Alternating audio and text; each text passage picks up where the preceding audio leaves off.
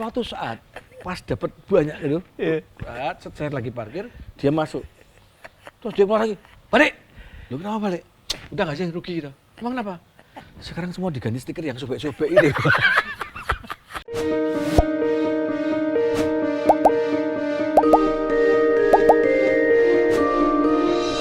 Ya, atas permintaan sejuta umat.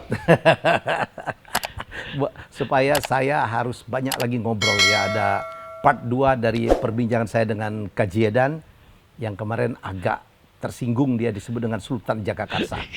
Karena orang ini lebih dari sultan sebenarnya. Rojone. Mbahne Sultan. Mbahne Sultan ini.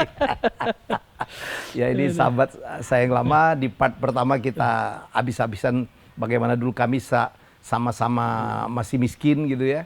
Masih kere gitu. Sekarang agak-agak kere lah. Agak-agak kere main Meningkat sedikit lah. Ya, tapi sendal tetap begitu Oh, ya. tetap. Tadi model pas Ojo. Punya berapa pasang ya, Mas?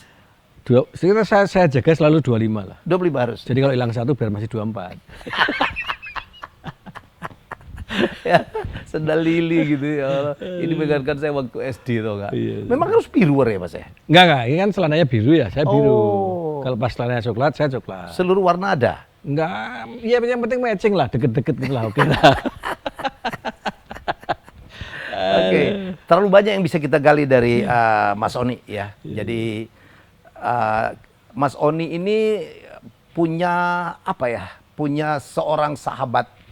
Ya, seorang sahabat SMP, dari SMP ya, Mas? Dari SMP kelas 1 saya bareng sama dia. Sama dia? Setiap hari. Ya, yang ini sebenarnya tokoh di balik Mas Oni. Kita pikir Mas Oni itu apa genial gitu, idenya aneh-aneh, ya pinter gitu, pinter ngakalin maksudnya. Ternyata dia juga diakalin oleh sahabatnya ini. Kadang-kadang aku namanya siapa, Mas? Arif Rahman. Arif Rahman. Ya. Jadi sebenarnya bosnya itu jangan-jangan dia bukan sampai Mas. Otaknya dia. Otaknya. Jadi dia. kalau di komputer ada Intel Inside itu. Dia tuh Intel. Ini Arif Inside. Ya. Kadang-kadang sampai diakalin sama dia. Iya. Saking pinternya Intel akhirnya. Si Intel itu memang canggih sekali. Dan dia, saya akuin dia lebih hebat dari saya. Iya. Karena dia bisa mengakali ibu saya. Saya pun nggak bisa ngakali ibu saya itu. Seorang ibu rumah tangga sarjana ya, Mas ya? Sarjana. Yang matematiknya pinter banget ya? Ibu saya ini sampai dengan sebelum beliau kena gula parah, Iya. itu teleponnya siapapun yang dia kenal dia hafal. Hafal? Wow. Jadi nggak ada misalnya gini, tolong teleponin ke Om Gus misalnya. Nggak ada. Dia nggak ada terus Om Gus buka, enggak. Kalau yang mau dinyambungin tuh agak bingung, 0811677 gitu langsung itu, langsung. Bahkan ibu saya itu kan bisnisnya mebel ya. Iya. Nah, Santi mebel. Beliau itu malah yang pertama kali mencetuskan kredit mebel. Keren mebel. Oh, sebelum ada yang sekarang kan ada Columbia gitu. Sebelum itu, ibu saya itu Di Jogja. Di Jogja. Iya. Jadi beliau itu mengkreditkan mebel. Oke. Setiap minggu, Sabtu sore dan Minggu, saya sama Arifin tugasnya keliling nagih. Debt collector. Debt collector. Nah, hebatnya ibu saya, beliau tidak punya catatan siapa, utang apa dan berapa. Hafal semuanya. Semuanya hafal. Nah, kami yang nagih ini, kami sama Arif ini yang harus setiap hari nyatetin. Si Pak Amir beli kursi ini tagihan sekian, udah langsung sekian. Kami punya, tapi ibu saya nggak punya. Dan ibu saya lebih hafal daripada catatan kami. Jadi gimana cerita, Mas? Kalau dapat, jadi gini, dikasih upah piro? Ibu saya itu, jadi saya SMP itu, Mas. Saya SMP. Ya SMP itu. Oke. Saya SMP kelas 2 sama Arif ini ditugaskan setiap libur itu nagih. Sabtu Minggu tuh? Libur? Sabtu Minggu. Sabtu nggak libur, tapi Sabtu sore kan udah mulai persiapan libur. Nagih kita. Nagih itu contohnya ada, dibikin peraturan sama ibu. Kalau tagihannya dapat 100.000, kita diberi sama ibu 5.000. 5.000. Tapi kalau nagihnya muter-muter tuh hanya dapat 90.000, nah, kita nggak dapat. Oh gitu? Iya. Harus 100.000 minimal? 100.000 minimal. Jadi kalau 200.000 pun kita muter-muter dan dapat tagihan itu tetap 5.000. Tetap 5.000. Oke. Nah, Arif ini suatu saat pinter dia. Kalau nagih 90.000 gitu kan? Iya. Kan nggak dapat. Nggak dapat. Begitu dia dapat tagihan 150.000, dia lapor hanya 100.000. Yang 50.000-nya disimpan. Harus gimana? Simpan aja. Nanti kalau suatu saat dapatnya hanya 80.000, masukin. Jadi kan 100 lebih. Kan dapat 5.000 lagi. Jadi setiap lagi dapat 5.000 gitu. Tapi hebatnya Arif, itu bisa pas sehingga ibu saya nggak komplain. Dan hitungannya pas. Kan kalau kita kan bingung nih. Mas Helmi bayar 50 misalnya.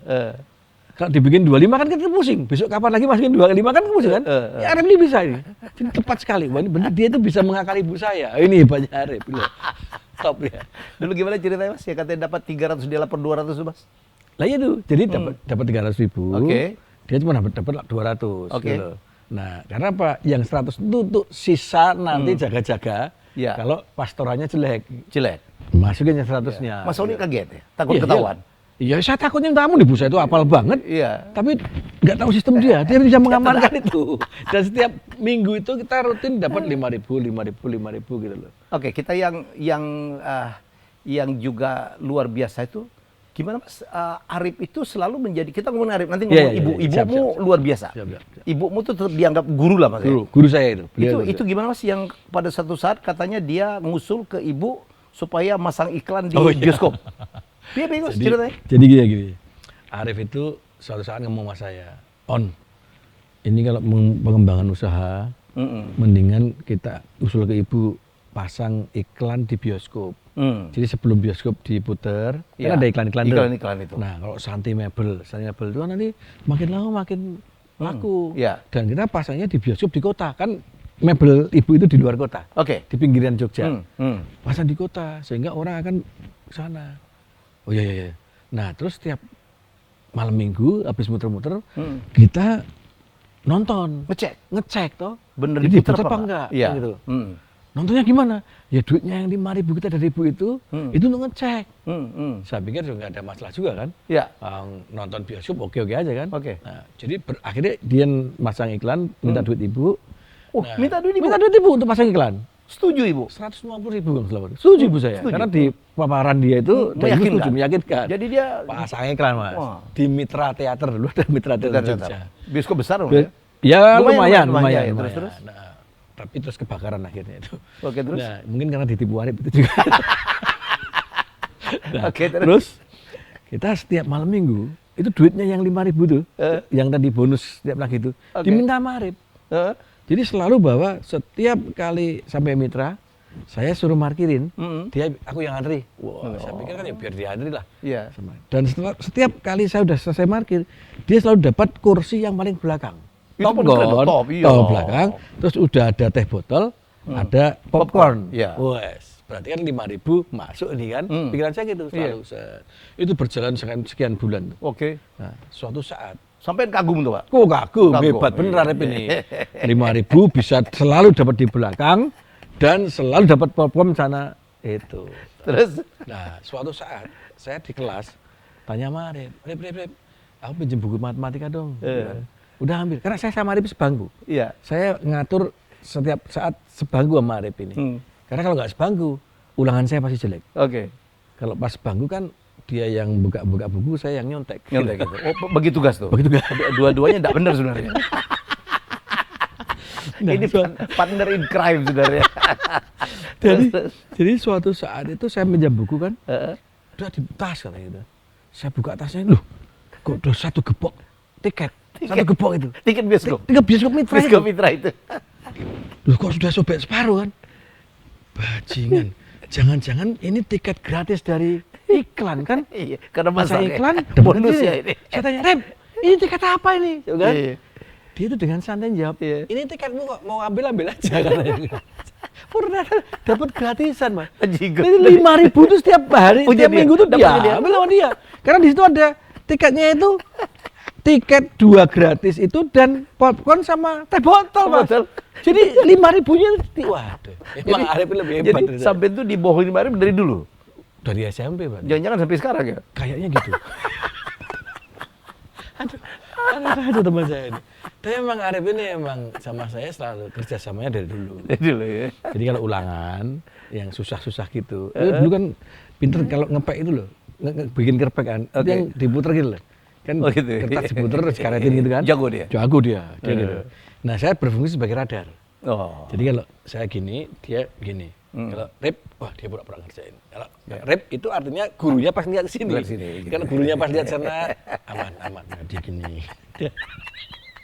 Ya nilainya nggak usah, kita jangan bikin nilainya 9, 10, enggak. Masalah nanti. Menyolok nanti. Iya, bikinnya 7 gitu aja ya. Yang penting lulus. Kira-kira gitulah. Ini persekongkolan. Aduh, kalau nggak gitu nggak lulus, Mas. Kan lulus. Dan Mas Oni demikian percaya dengan Arif, sehingga rekening Mas Oni semua di Arif ya? Sampai sekarang. Sampai sekarang? Sampai sekarang. Jadi Mas Oni sini nggak punya rekening? Nggak punya. Pengen Sultan nggak punya rekening loh. Enggak, soalnya saya gini. Bukan, insya Allah bukan kan untuk tujuan yang enggak ya. Ya. Saya selalu berpikir begini, kalau saya pegang rekening, terus saya selalu pengen ngecek saldo rekening itu. Itu otomatis, Mas. Otomatis ya? Otomatis. Jadi pada waktu saldonya menipis, itu pasti kita ada rasa cemas, was-was. Ya. Nah, nanti terus pasti akan kalau ada suatu tawaran bisnis, kita terpengaruh tuh, Mas. Waduh, ini butuh rekening itu tinggal sedikit gini. Akhirnya diiyain aja yang kita kira situasi yang, wes oke lah kan gitu. Nah, ini tidak bagus. Nggak bagus. Ataupun kalau berlebih, ya. lebih punya banyak itu kadang-kadang kita juga bisa sombong dan sebagainya kan. Iya. Bisa ini bisa itu terus. Bisa beli yang tidak diperlukan. Iya. Nah, jadi kalau sekarang saya biasakan ya rekeningnya cukup. Yang penting kalau saya pengen beli apa, alhamdulillah ada. Tanggung jawabnya Arif. Tanggung jawab Arif. Oh gitu. Jadi kalau utang terlalu harus suatu usaha kredit dan sebagainya ya kantor dan Arif itu. Arif. Bukan saya. Sampai percaya? Sampai saat ini ya. Cuman saya kan terbukti ibu mau dibohongin, kamu dibohongin karo Arif itu. Saya kan mikirnya gini, Mas. Kalaupun Arif bohong, misalnya nih, kalaupun Arif bohong duit dan sebagainya itu urusannya ya Gusti Allah sama yang bohong, Mas. Saya bohong ya? Iya, sama. Sekarang gini, Mas Helmi, saya kasih duit kan, duit yang saya kan bisa aja ngomong ini itu dan sebagainya kan. Yang penting kan laporan keuangan saya sesuai dengan yang saya omongkan kan gitu. Tapi kenyataannya kan Mas Helmi juga nggak tahu juga kan. Iya. Daripada pusing mikirin itu, Mas, selain Gusti Allah aja. Nanti kalau suatu saat dia masuk neraka terus pahalanya ke sini kan lumayan juga, upgrade juga di surga. Jadi dari surga tingkat keberapa ke tingkat berapa gitu ya, di upgrade. Kalau saya sih ya, saya dengan gaya hidup saya, terus sholat saya, terus ibadah saya insya Allah masuk surga. Tapi mungkin ya kalau nggak di emperannya ya lantai 1 lah. Lantai 1. Nah, kalau sampai ternyata besok di surga tiba-tiba saya lantai 9, itu mungkin dari Arif itu. Bohong-bohongnya Arif itu, wah ini kira-kira. Arif dirasain loh. Udah sembuh dia, Mas? Sudah. Alhamdulillah. Kemarin ada gangguan di kepalanya dia, otaknya kemeringet aja. Terlalu banyak mikir dia. Ini Mas Oni ini ya bisnisnya luar biasa. Aku yang ngerti itu properti, karena properti itu kelihatan. Dia punya beberapa properti di Jogja ya Mas ya. Mohon maaf aku sampai sekarang belum menikmatin villamu yang di pinggir pantai itu. Pak Parangtritis ya Pak? Bukan ya? Enggak, di Baron, di atasnya Pantai Baron. Wah keren banget itu ya. Istriku udah mau kemarin ke sana. Silakan. Terus beliau sempat punya properti di Pekanbaru. Dijual ya Mas? Kita lepas lah Mas, situasi ini udah enggak usah. Dan beliau juga punya properti di Perth ya. Juga masih ada. Tapi sekarang lagi susah. Tersiok-siok Mas. Tersiok-siok ya. Hebat. Temennya menteri, konglomerat, dir BUMN. Ngomong-ngomong di kantor gak ada duit enggak? Enggak ada lah Mas. Ada. Saya bener cek ya. Ya Allah Mas. Ini dapat dompet. Ini tol, kartu tol. Kartu tol ada? Yang penting ada tolnya ada. Duit enggak ada? Enggak ada Mas. Ya Allah Mas. Handphone Mas. Udah Mas. Habis Mas. Sultan kok nggak bawa duit sih? Sopir saya punya duit. Sopir? Jadi kalau ada apa saya minta sopir saya. Sekarang siapa sopir? Jerman. Iya. Dan dia megang rekening juga? Megang Mas. Megang rekening juga. Nah, kalau yang bayaran pegawai di rumah-rumah dia yang bayar. Iya. Ya, jadi saya kalau sampai kan Mas Oni manggil aku ke hotel Jerman. Karena aku waktu itu mau bayar nggak boleh. Iya. Jerman yang bayar. Nah, kalau Jerman tahu ke toilet ke sampai seluruh itu masalahnya. Jadi saya sering kejadian. Iya. Saya turun di hotel ngopi. Terus ada teman atau ibu atau saudara telepon, tolong dong ini. Oh ya, di Jerman saya telepon kan. Tolong beli ini aja. Iya. Nanti anterin, langsung pulang. Nanti saya pulang sendiri aja. Giliran bayar kan kacau ya. Iya. Bayar yang di hotel minum kopi aja nggak bisa ya. Nah terus Ya saya paling terus WA grup. Kan sering kan pagi-pagi saya kirimin tuh. Biasa kirimin. Mohon maaf teman-teman, ada yang deket Grand Hyatt nggak ya? Iya, tolong ke sini. Tolong ke sini, tolong bayarin. Itu sering, Mas. Itu sangat sering terjadi itu.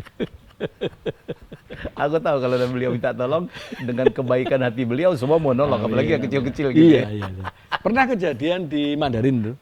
Persis seperti itu. Saya ke WA grup jebret, tolong dong saya di Mandarin nggak bisa bayar gitu kan. 5 orang Mas.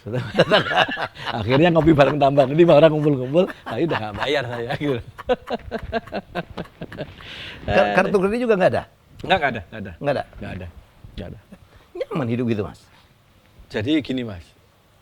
Saya malah berpikir begini. Jadi kalau saya pun keluar minta duit sama istri atau Jerman yang saya pegang, itu insya Allah karena saya pas lagi pengen nanti kalau ketemu yang memerlukan mau saya bagi. Jadi kalau misalkan ini disebutin Jerman, saya terus ada orang yang menurut saya memang pantas diberi. Nggak harus pengemis, nggak harus pemamen ya. Saya berhenti, Mas. Saya berhenti. Dan saya selalu saya usahakan memberikan sesuatu yang kira-kira dia jarang terima. Kenapa? Iya, Mas. Jadi gini, saya mikirnya gini, sesimpel begini. Kalau ini orang susah ini tak kasih duit 5.000, mungkin dia cuma nerimanya pun sambil nggak ngeliat. Makasih Pak. Gitu. Jadi menurut saya doanya nggak sampai ke atas, Mas. Oh gitu ya? Iya. Kurang antusias? Kurang antusias. Tapi kalau sampai kita kasih terus, wah ini, itu malaikatnya yang bagian nulis yang ngatur-ngatur, ada apa ini? Ketulis, Mas. Jadi kalau ngasih seseorang itu, bikin yang dia tergetar, Mas. Kalau nggak usah ngasih sekalian. Jadi aku kumpulin dulu. Aku jadi Mr. EM, uang kaget kalah gitu. Kira-kira begitulah, Mas. Aku dulu uang kaget itu kita cari orang yang tidak pernah terima 10 juta, Pak. Aku pernah ibu-ibu dia mana ya di Labuan tak kasih 10 juta, pingsan Pak. Itu malah yang langsung ke atas tuh kira-kira itu. Malaikatnya yang bagiannya tuh. Helmi itu. Ini kan jedan ini. Edan tenang. Aduh. Oke. Jadi balik ke Arif. Aku dengar cerita waktu sampean diminta oleh dia untuk terus jadi ketua kelas itu lucu itu. Dan ternyata dia ada motif juga ya. Motif dia? Ujung-ujungnya nyari keuntungan bohong ya, Pak? Dia bukan politik, yuk saya ketua kelas terus politik, enggak. Poinnya adalah kalau saya ketua kelas, itu buku-buku pelajaran itu yang beli buku itu. Dulu kan beli, Mas. Dulu zaman saya belum ada supplier buku ke sekolah, belum ada. Harus dibeli. Jadi kalau guru perintah, buku PMP gitu. Suruh beli. Wah, itu catain semua. Yang beli Arif. Saya yang nyartain. Siapa yang belum beli? Langsung tulis saya yang beli Arif. Nah, terus itu berlaku terus, Mas. Sampai saya apa dia motifnya diskon, Pak? Iya, ambil buku itu dia ada bukan diskon, Pak. Nanti tak ceritain lebih dari diskon. Lebih gila dari diskon. Lebih dari diskon. Dia dapat income-nya itu ternyata kalau bukunya dari dia Arif gitu mengelola, itu lebih dari diskon. Apa? 110%, Mas. Kalau diskon kan paling 10%. Dia dapatnya 110%, Mas. Iya, Mas. Minimal 110%. Kadang-kadang 200%, Mas. Caranya? Jadi itu saya nggak sadar waktu awal-awal, Mas. Saya awalnya pada waktu saya jadi wakil ketua OSIS. Karena kan wakil ketua OSIS dia minta semua itu yang ngelola saya, Mas. Semua kelas, Mas. Jadi dan dia nggak cerita kalau dia dapat duit banyak dari situ. Nggak cerita, iya. Sebenarnya Arif ini. Jadi suatu saat saya wakil ketua OSIS kumpulin buku, setiap liburan dia ngajak saya ke Gunung Agung. Gunung Agung di Tugu Jogja itu. Sekarang udah, kalau nggak salah udah tutup. Ya. Mungkin tutupnya gara-gara Arif ini. Sampai terlibat loh, Pak. Saya kan nganterin doang. Jadi gini ceritanya. Arif ini rupanya setelah suatu saat kan buku banyak, terus bagi gitu kan. Misalkan buku titian berbahasa Indonesia itu 5.000 gitu kan. Nah, PMP 3.500 misalkan. Harganya.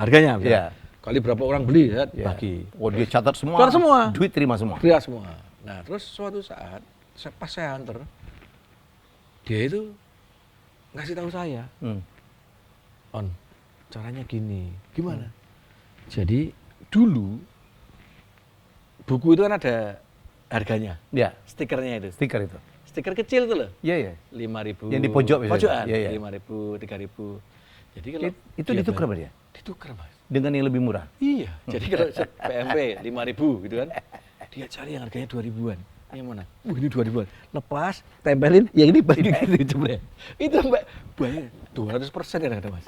Nah, suatu saat pas dapat banyak gitu, saya lagi parkir, dia masuk. Terus dia keluar lagi, balik. Lu kenapa balik? Udah nggak sih rugi gitu. Emang kenapa? Sekarang semua diganti stiker yang sobek-sobek ini. Oh, jadi kira-kira yang stiker sobek-sobek kan disobek semua kan, dicacahin kan. Ya itulah. Mungkin gara-gara Arif terus semua diganti gitu semua, Mas. Gunung Agung. Dan Gunung Agung bangkrut itu mungkin ya karena dia. Gara Arif ini. Aduh, sejak itu hampir semua toko buku begitu ya, Mas? Semua tuh, bu sobek-sobek ini semua tuh, bu sobek-sobek semua, udah. Kita nggak bisa kemana-mana. Dulu Gramedia belum ada loh, Gunung Agung yang kemarin. Gramedia baru timbul akhir-akhir. Jadi bagaimana, Mas? Tiap kali masuk toko buku, ketemu stiker yang caca-caca itu ketawa ya? Sampai sekarang tuh, kalau jalan gua hampir semua kan suwek-suwek toh, kan? Nah, saya jalan terus lihat bu, rep, sampai sekarang gitu. Kalau itu panjang ya, Mas? Panjang. Itu dari SMP, SMA udah top itu. Mesti sampai sekarang. Kira-kira gitu. Tetap cocok ya, Mas? Cocok. Jadi dia dulu SMP, SMA SMP satu sekolahan, SMA satu kelas. Iya. Kuliah dia ITB, saya UGM. Iya. Begitu lulus balik lagi. Bersekongkol lagi. Yang sekelas satu sekolah dengan Anies Baswedan di mana, Mas? Enggak, Anies Baswedan adik kelas saya. Adik kelas justru, tapi satu sekolah ya? Satu sekolah di SMP. SMP 5 Jogja. Oke, sebelum Jogja. SMA teladan ya? SMA teladan. Wah, itu yang di situ sekarang jadi BUMN semua ya, Pak? Yang lain. Menteri banyak kan ya? Menteri Susi. Termasuk Bu Susi. Bu Susi. Bu Susi pernah di situ yang ya? lainnya banyak dirjen. Teman-teman, saya sih enggak. Aku pikir ya, sampean di bioskop yang kena tipu itu, sampean markir, Arif turun. Di Gunung Agung juga gitu. Ya. Sampean markir, dia turun. Jadi bos itu siapa, Pak? Enggak. Aktor intelektualnya dia. Aktor intelektual. Iya. Saya cuma karyawan aja. Cuma nganterin. Iya, nganterin doang. Iya, tapi yang anak bos itu kan sampean loh. Ya mungkin Arif bisa memanfaatkan saya dengan baik. Iya, iya. Jadi sampean itu pinter apa sih? Dibohongin kok.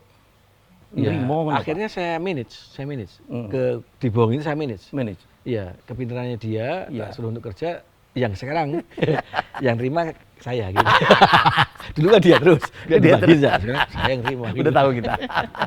Mas, ceritain waktu di Santi Mebel itu apa ibu, saya mau balik ibu, mengajarkan banyak hal, terutama komunikasi dengan customer. Ya. Dan itu yang akhirnya menjadi filosofi Mas Oni dalam berbisnis. Betul. Ya, gimana ceritanya, Mas? Jadi begini. Wira swasta itu yang paling utama itu komunikasi.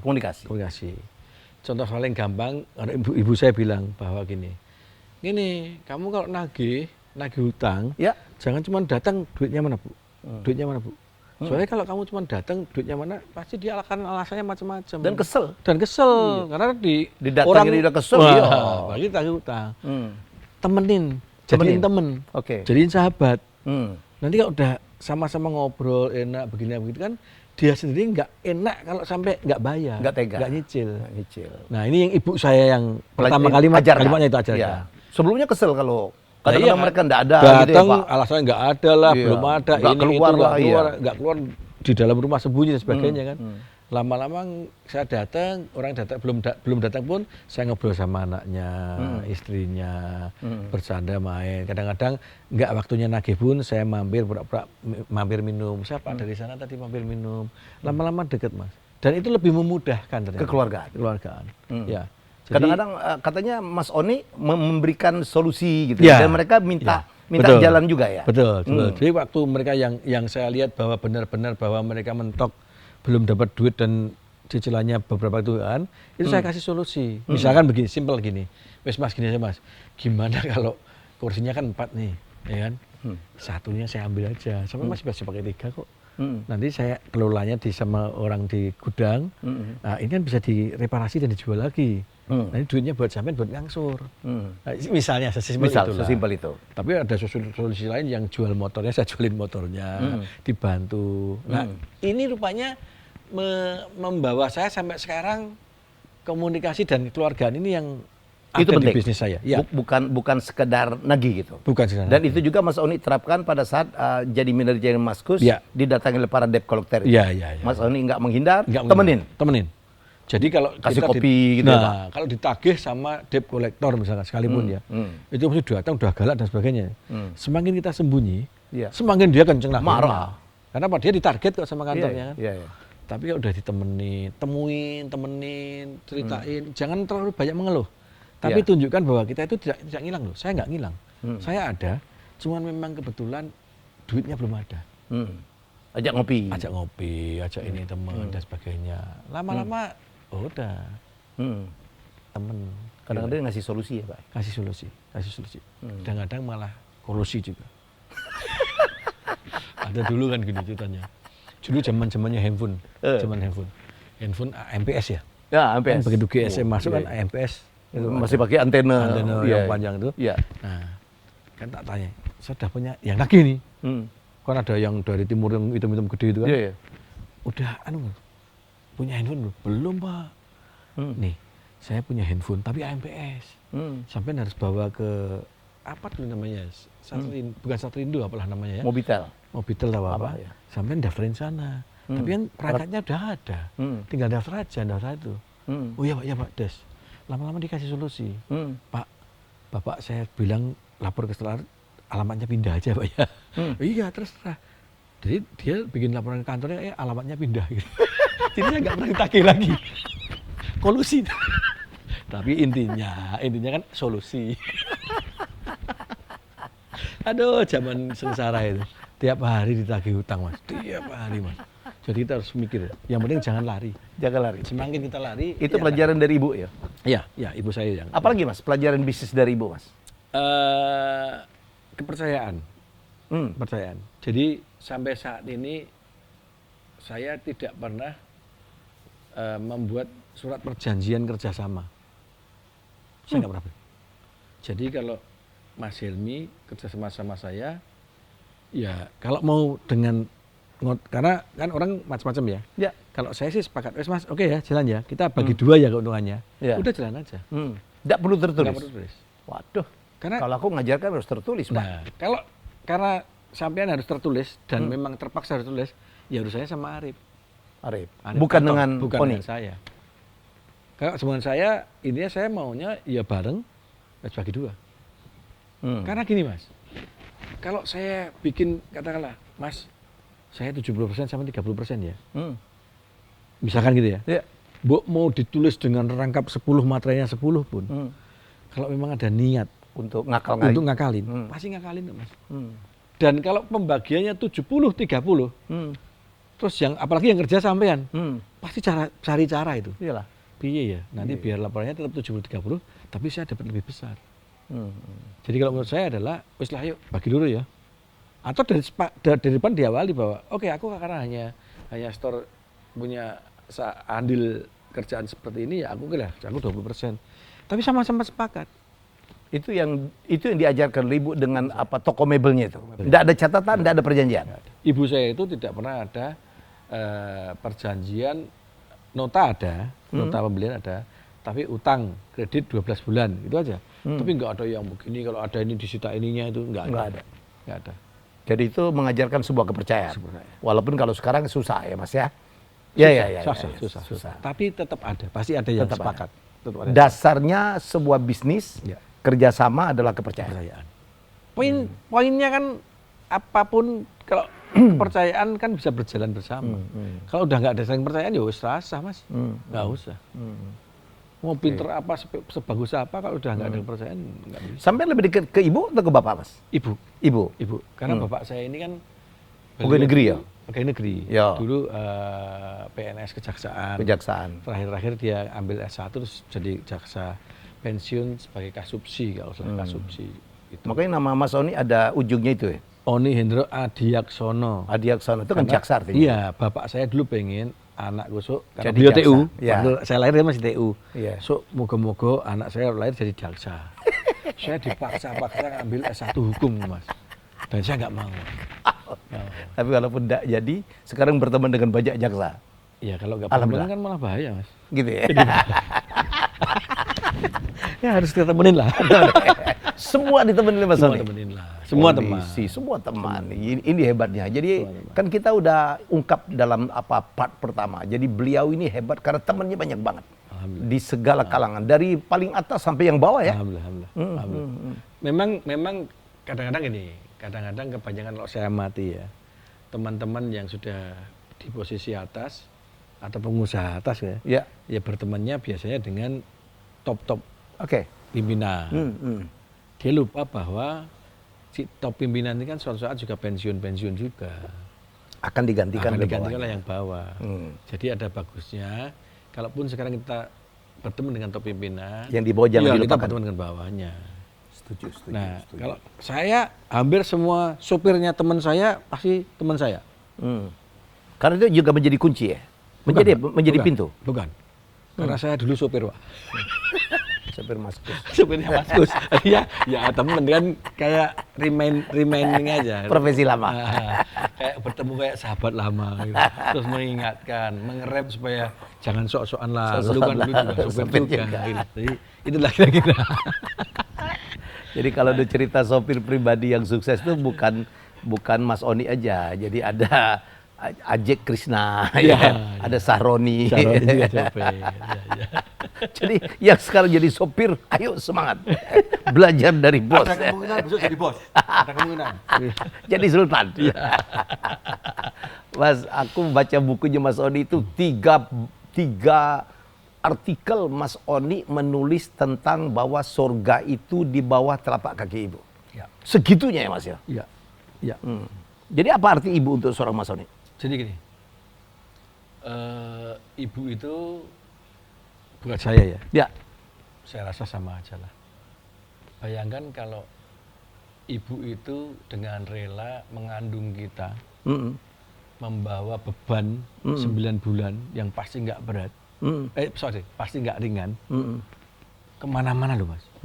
Dari tidur, bangun tidur, mandi, keluar kemana. Tidur nggak bisa terlungkup pasti. Nggak bisa terlungkup. Dan tidak bisa, kalau capek pun nggak bisa dilepaskan. Iya.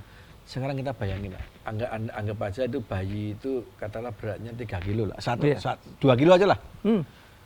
Coba sekarang kita 9 bulan, gimbal atau gendong 2 kilo, kita iketin di perut. Lebih ya Mas, dengan plasenta segala macam lebih lah. 3 kilo lah, kita jalan kemana-mana. Belum masalah beratnya Mas, malu nggak kita? Dengan perut yang tambah gede. Ibu itu dengan ikhlas, rela, dan Bangga loh. Nah, itu yang membuat bahwa ya memang surga itu harus di telapak kaki ibu. Kita itu harus apapun kata ibu saya itu selalu saya turutin. Karena memang ya kita begini karena beliau. Nggak usah ngomong yang setelah lahir lah. Nggak usah ngomong setelah lahir. Di kandungan saja lah. Nggak mungkin kita bisa menggantikannya, nggak mungkin. 9 bulan beliau itu gendong dari yang bakal janin sampai siap lahir. Lah kita tuh kadang-kadang mau gendong ibunya dari kamar mandi ke toilet aja dicerita-ceritain. Wah ibu saya sekarang udah gak bisa jalan beliau. Saya gendong itu gini. Lah ibu kita itu 9 bulan aja nggak pernah cerita. Nggak pernah bangkil juga Mas? Nggak pernah ngungkit? Nggak pernah ngungkit. Itu di perut. Setelah lahir, gendong terus lagi sampai berapa? 3 tahun, 4 tahun. Apalagi saat melahirkan. Mas Oni pernah menyaksikan istri melahirkan siapa? Anisha? Waktu itu Anisha yang nomor 2. Nomor 2. Itu betapa saya nggak bisa ngomong Mas.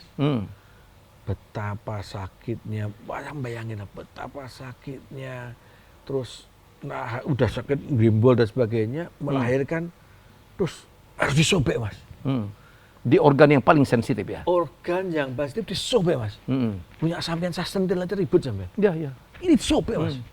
Dan beliau ini mengikhlaskan untuk disobek demi anaknya lahir Mas. Kalau seperti itu terus kita sempat ngomong kasar sama ibu aja. kok rasa-rasanya Allah marah, Mas. Rasa-rasanya. Karena pantes. Jadi buat saya, apalagi setelah saya melihat anak saya lahir dari rahim istri saya sendiri, memang sepantasnya surga ini di bawah telapak kaki ibu. Gitu loh. Jadi saya suka sedih kalau sampai kadang-kadang anak kita ngomongnya sedikit kasar atau membantah. Itu saya sedihnya minta ampun, Mas. Karena saya membayangkan kayaknya saya nggak sanggup untuk saya disetting untuk melahirkan anak saya sendiri. Nggak mungkin kuat saya, Mas. Kayaknya begitu. Jadi itulah. Dan hubungan Mas Oni dengan ibu sangat dekat sekali. Sangat dekat sekali. Ibu dulu bapak saya itu galak. Karena mungkin karena tekanan ekonomi ya. Jadi dari kecil masih mukul dan sebagainya. Ibu saya ini selalu melindungi saya. Selalu melindungi saya. Kalau ada bapak saya marah dilindungi dan sebagainya. Bahkan kalau beliau sering berbohong putih lah. Untuk biar saya nggak dimarahin bapak saya. Jadi saya sempat ngomong sama istri saya, kita ini kalau hitungan matematikanya manusia, umur kita sama umur ibu itu kan pasti panjangan kita lah. Umur matematika manusia. Matematik, ya. Tapi kalau matematik Gusti Allah kan lain bisa lagi. aja siapa diambil duluan bisa Ya. aja. Saya bilang, karena kita insya Allah masih berumur panjang daripada ibu, maka sekarang apa yang diinginkan ibu ini kita iyakan semua aja, selama tidak bertentangan dengan kita berdua. Minta apapun. Kalau ibu pengen ke Jogja misalkan, sedangkan kamu istri saya ini pengen ke Palembang, kita sebaiknya ke Jogja. Ke Jogja. Itu berlaku untuk istri harus ngalah. Iya, istri harus ngalah. Itu kesepakatan. Kesepakatan. Dan itu berlaku untuk mertua maupun orang tua. Alhamdulillah sampai dengan beliau meninggal, setiap yang dicari itu saya. Alhamdulillah. Alhamdulillah. Berapa saudara sih, Mas? Berempat saya. Oh, berempat. Mas Oni itu paling nomor 2 saya. Nomor 2. Oke. Nomor 2. Nah, jadi saya meyakini bahwa bisnis apapun, mau usaha apapun, mau bekerja maupun berbisnis, itu restu ibu, restu bapak itu yang utama. Kalau sampai saya ditanya orang berkali-kali, saya nggak ngerti kenapa alhamdulillah saya bisa seperti ini ya. Tapi saya selalu ngomong bahwa, Mas, rahasianya cuma 2, Mas. Berbakti sama orang tua, sedekah, udah itu aja, nggak ada yang lain. Jadi wis lah, saya rasa orang tua sebagai wakilnya Gusti Allah di dunia itu betul, Mas. Nah, dan saya yakini kenapa Allah memberikan orang tua wakilnya kepada kita, karena memang pengorbanan beliau yang luar biasa itu yang membuat beliau ya harus kita sandingkan satu level di bawahnya Gusti Allah. Bukan kok kiai siapa kan banyak yang lebih mendewa-dewakan ustadz atau kiai siapa dan sebagainya. Enggak. Kita itu punya pusaka di rumah, nggak usah kemana-mana, nggak usah harus berziarah ke mana-mana. Orang tua kita aja diurusin lah. Ini yang penting. Ini yang menurut saya yang membuat saya seperti ini pasti itu. Mas, almarhum Bapak pernah punya statement yang mohon maaf nih, hubungan ibu sama anak itu kadang-kadang kayak antara mata dengan mohon maaf silit ya, Mas. Iya, itu lucu tuh. Jadi lucu ya, Mas.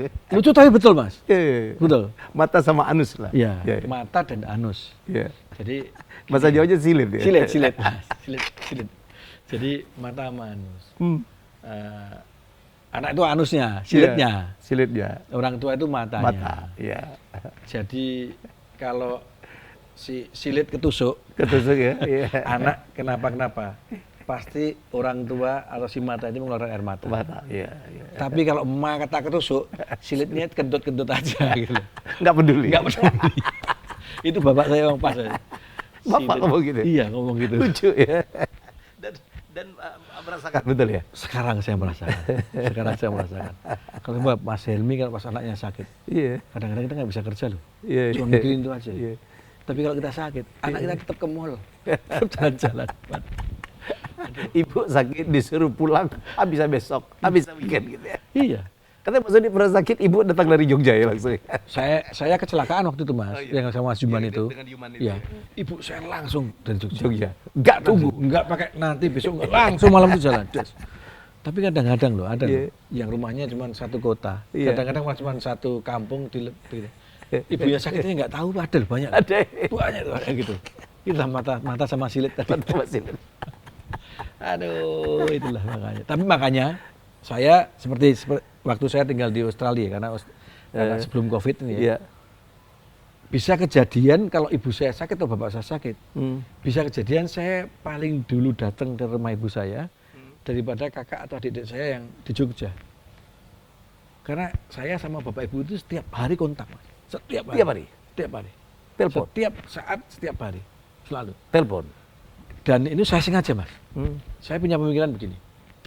Karena orang tua ini wakilnya Gusti Allah di dunia. Berarti saya harus cari cara bagaimana supaya wakilnya Gusti Allah ini setiap saat ingat saya. Karena kalau dia ingat saya, pasti akan lapor kepada yang diwakili dengan hal yang baik. Jadi bapak ibu saya ini atas kesepakatan istri saya suap, Mas. Saya suap habis-habisan. Sehingga setiap supaya laporannya bagus. Kalau nggak kita suap, nggak lapor, rezeki kita kacau. Aku dengar cerita gimana Mas? Yang Mas Oni bawa ibu yang pakai kursi roda ke Tehran ngeliat salju itu. Jadi kan habis umroh tuh. Habis umroh. Singgah Tehran. Jadi saya kira-kira berapa bulan, 6 bulan sebelumnya sempat ke Teheran. Coba Mas bayangin ya, ke Iran. Teheran. Pasti yang terpikir pasti gunung batu-batu atau padang pasir. Betul. Nah, di sana itu ada salju. Mas. Saya juga pernah ke sana Pak, di puncak-puncak itu masih ada putih-putih ya. Terus suatu saat saya kan ke sana. Ada ski resort ya? Ada ski resort. Saya diajak ke sana. Nah, saya terus 6 bulan berikutnya kan umroh kan. Saya minta ngotot kepada pengurusnya, kita pulangnya mampir ke Teheran. Itu yang ngatur visa, kan susah banget, Mas. Iya. Dan enggak gampang masuk ke situ. Dan ibu saya itu enggak mau. Kenapa? Ngapain ke Iran? Panas. Bu, kalau lihat salju itu di Teheran, di Iran top, ya kan? Ora ono, masa ada Teheran ora ono, kan? Saya terus akhirnya berangkat, saya yakinkan berangkat sama Teheran udah pakai kursi roda, gonta-ganti ya. Gonta-ganti kursi roda terus pakai lift dinaikin, dibopong sebagainya. Berjuang. Sampai sana itu pas musim panas, Mas. Saljunya cair. Sudah, kita udah bopong loh itu sampai saya Mas bilang, kandani, orang ada salju kan. Mati saya. Pas musim panas tahunnya 6 bulan berikutnya. Saya nggak ngitung itu Mas. Harusnya kan setahun berikutnya oke lah ya, musim dingin lagi. Sama 6 bulan ini musim panas. Saking semangat ya? Ya karena mungkin kayak IPA saya jelek saya. Nggak ngitung iklim saya ini Mas. Tapi waktu ibu ngomong gitu sempat kesel? Kesel Mas, sebetulnya Mas. Dalam hati, udah berjuang. Tak uncal gitu. Tapi ibu saya Mas, ya iya bu, gitu aja. Itu mata dan silet tadi? Mata Mas, silet Mas. Saya berusaha menjadi mata aja, disilet-siletkan. Gimana gitu lah. Aduh. Sekarang ibu udah gak ada ya Mas ya? Aduh, suatu pukulan buat saya. Soalnya saya meyakini bahwa saya sering Mas, kalau saya dulu ya, waktu ibu masih ada, saya ada masalah besar, saya selalu lapor ke beliau. Harapan saya, beliau terus lapor ke sana, dan saya dapat kemudahan. Jadi yang cerita yang saya suap tadi itu Mas, pokoknya bapak ibu saya minta apa, kasih. Atas persetujuan istri saya kasih. Apa Mas permintaan yang pernah paling besar secara materi ya? Yang beliau minta? Materi itu ibu saya karena dia kan dulunya bakul ya, itu selalu mengkait-kaitkan dengan tagihan. Maksudnya gini, tagihan telepon, Dek, tagihan telepon kamu ya, Dek, tagihan mobil kamu ya, Dek, semuanya Mas. Pokoknya setiap bulan itu X rupiah yang sangat besar. Dan itu saya laksanakan, nggak ada masalah. Tapi kenapa? Karena saya berpikir begini, pokoknya gini Mas Helmi, yang punya orang tua dan insya Allah yang masih hidup ya, coba aja. Bikin manjakan beliau-beliau dengan kebaikan, sehingga setiap dia ngapain itu yang ingat tuh kita. Maksudnya gini, kita ajak ke restoran yang sangat mahal, yang bagus, yang beliau terkesan misalkan. Dia waktu dia makan ayam, persis di restoran itu, walaupun makannya di Jogja nih, waktu makan ayam, terus dia ingat, wih, ini rasanya seperti waktu Oni ngajak saya. Nah itulah. Atau pas dia lagi ngapain, nonton TV, terus lihat suatu gambar Jepang misalkan, karena pernah saya ke Jepang. Wih, aku pernah diajak Oni ke Jepang. Nah, ingatnya beliau ini saya anggap dan saya yakini itu laporan ke atas, Mas. Sehingga laporannya itu Oni. Malaikat pencatat itu ya Oni. Sehingga kemudahan demi kemudahan itu datang terus kepada kita. Pokoknya bikinlah setiap kalau perlu Bapak Ibu ngambil tisu di toilet itu yang teringat kita gitu loh. Ini insya Allah bisnis kita beres. Yang kerja tuh matematikanya Gusti Allah nanti. Waktu ngurusin almarhum Bapak juga Mas Sony gitu ya? Digendong, dibawa. Bahkan terakhir itu lumpuh ya Mas? Memang nggak bisa? Bapak terakhir karena stroke. Kok stroke ya? Stroke. Jadi nggak bisa? Bapak saya itu gini, bapak saya itu, ini juga pasti berlaku di kita. Rupanya besok kalau semakin tua kita, semakin kayak anak-anak. Iya betul.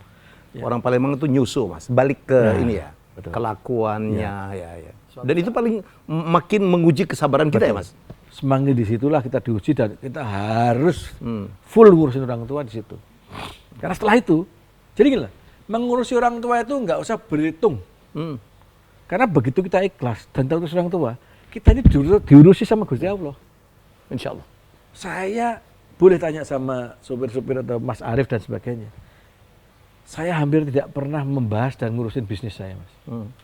Waktu Bapak Ibu saya masih ada, saya hanya ngurusin mereka. Dan bisnis saya yang ngurusin Gusti Allah. Dengan berbagai cara ya. Tiba-tiba nemu orang yang pinter, bisa mengurus keuangannya, bisa gini jujur. Ya Allah, ada aja ya. Ada aja caranya. Gitu. Percaya.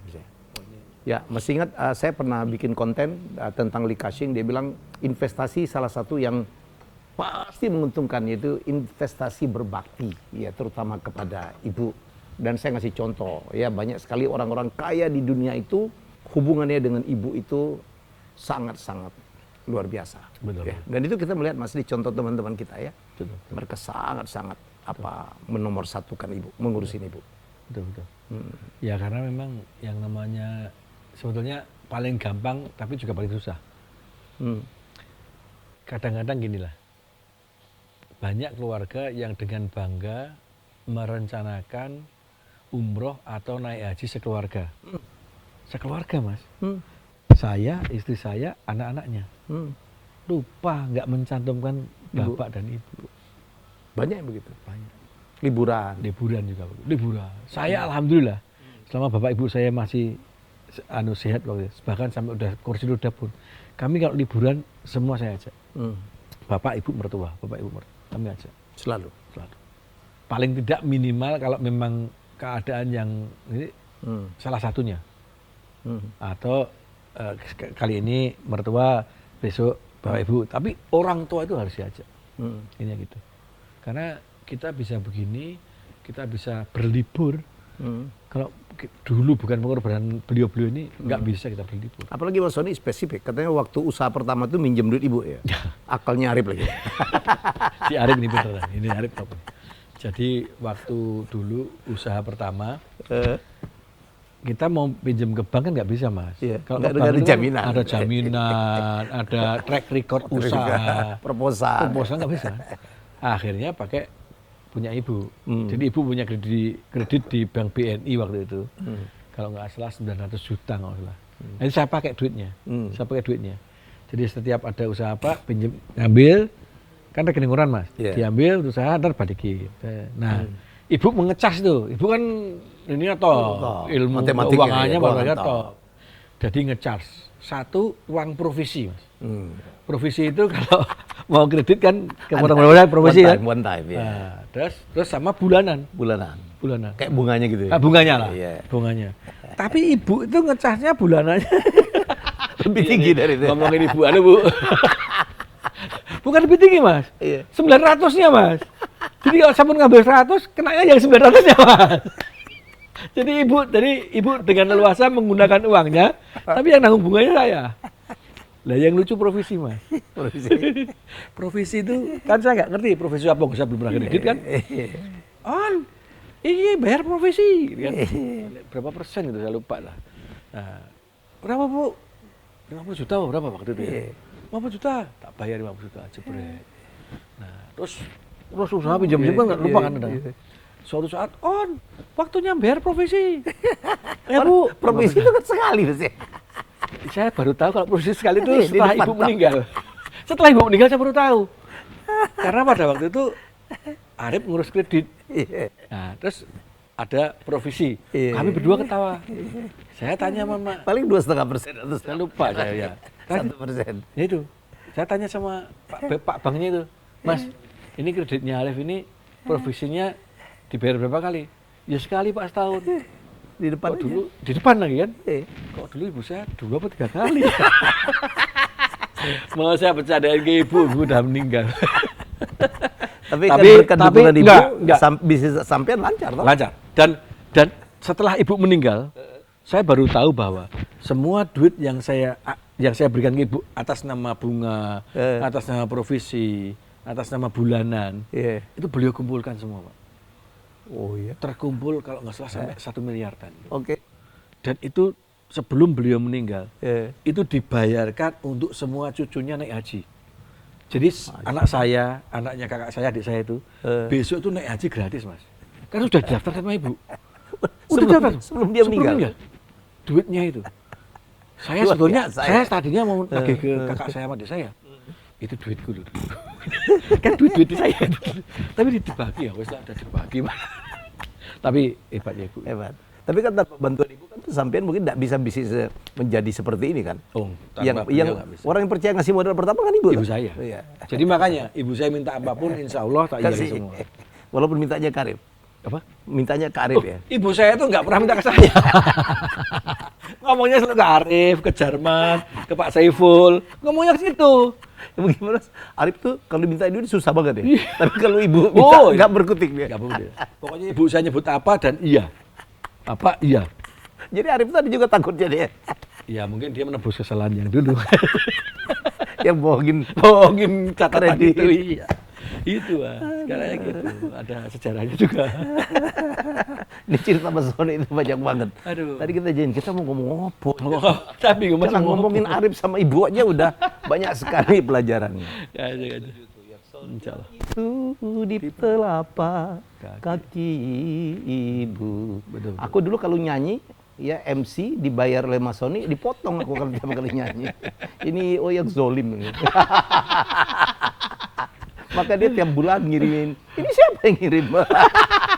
Menebus kesalahan yang dulu, Mas. Iya. Bayangin aku MC, dia IO, dikontrak. Maksudnya aku kalau nyanyi ditambah, enggak dikurangin. Kurang, tapi disuruh nyanyi gitu. Soalnya suaranya pas-pasan. Kurang ajar. Soalnya gini, saya tahu kalau Mas Helmi itu madatan nyanyi, Mas. Madatan nyanyi. Suaranya sebenarnya ya pas-pasan. Nah, terus saya udah ngomong, Mas, nanti kalau nyanyi tak potong ya. Tapi dia nyanyi terus tak diemin. Begitu turun, Mas potong. Aduh, kemarin ada ngirim alpukat, siapa kata istriku? Enggak ada pengirimnya. Ini mesti dari Kapling Polri. Tak tanya bener. Enggak, saya malu, Mas. Alpukat itu dikasih nama. Alpukat aja. Paling potong aku dulu berapa pohon alpukat. Kebun, Mas. Jadi kebun alpukat, Mas. Oke, Mas Sony, terima kasih banget. Sama-sama. Saya belajar banget ya. Ingat ibu, ya minimal tiap hari Jumat lah. Insya Allah. Jangan hari Jumat aja, tiap hari kirim Al-Fatihah gitu ya. Katanya paling afdol tuh hari Jumat ya, Mas. Insya Allah. Kita kirim Al-Fatihah ya, luar biasa. Insya Allah saya lakukan itu selama, bahkan mulai waktu Bapak Ibu saya hidup. Iya. Saya kirim Al-Fatihah. Terus sampai Alhamdulillah sampai sekarang. Harapan saya cuma semoga anak saya besok nurun terus ngirimin Al-Fatihah. Insya Allah. Jangan ngirim tagihan. Iya. Sudah ya? Sudah ya. Mestinya anak yang ngelunasin tagihan kita. Ya, saya dan Tanto juga dulu melunasin rumah yang digadaikan untuk kami kuliah. Ya, ya banyak sekali ya cerita orang bahwa kadang-kadang kita ngewarisin harta belum tentu juga menjadi keberkahan untuk anak ya, Mas ya. Betul. Ya. Insya Allah. Thank you Mas Sony. Siap. Jadi mungkin akan ada part 3, part 4 banyak banget tuh. bisnis beliau yang aneh-aneh gitu. Oh, ini Aneh, belum lucu. masuk ke trik-trik bisnis kan? Belum. Bagaimana mengembangkan bisnis dan modis ya. belum. Ya, akan ada part 3, part 4. Siap. Nanti mungkin kayaknya kita syuting di Jogja ini harus. Wah, boleh. boleh nanti di villa nanti. Pantai Baron ya. Iya. Aku tak tunjukin gambarnya. Wah, keren banget. Aku kemarin mau nyari tanah di Jogja, Mas. Dulu murah, sekarang begitu ada bandara baru itu Ada yang murah, Mas. Apa? Ada yang murah, Mas. Tapi 2 truk. Untuk kan 2 pengki. Jogja alhamdulillah berkembang, saya suka banget. Saya kemarin sempat makan di tempat Mas Butet, enak banget. Oh iya. Luar biasa, I love Jogja. Siap. Baik, itu dia ngobrol saya dengan Kajian Sultan Jagakarsa, Sultan Nopo. Ora jelas. Jelas.